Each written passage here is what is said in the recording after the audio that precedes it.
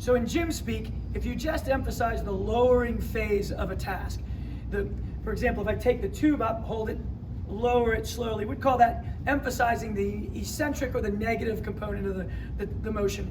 Go back uphill with 2, because it's a heavy tube for me. So this motion in particular we call a saber. To take advantage of the phenomena that on the negative component in an upper body motion, generally speaking, you're 40% stronger mechanically than you are in concentrically lifting it. If you're at home with tubes or in a gym with a cable or a tubing situation, we use 2 hands to get the saber up and then single arm lowering it down, and we can get more isolated load and some unique benefit in the structures involved. Another task we might do, well, if you'd move over just a little bit, we go to a single arm fly. Not a motion we recommend for a lot of people, but if you're somebody who likes the fly feel and need it for some reason, we go 45 degrees to our tubing. Get 2 hands to get it out, slowly lower it back, engaging lots of things.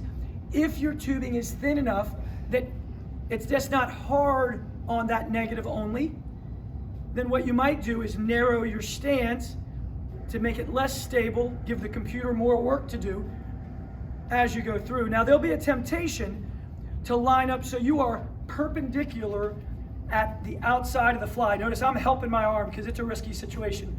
So the equivalent of being at the bottom on a bench and at the bottom taking the fly out.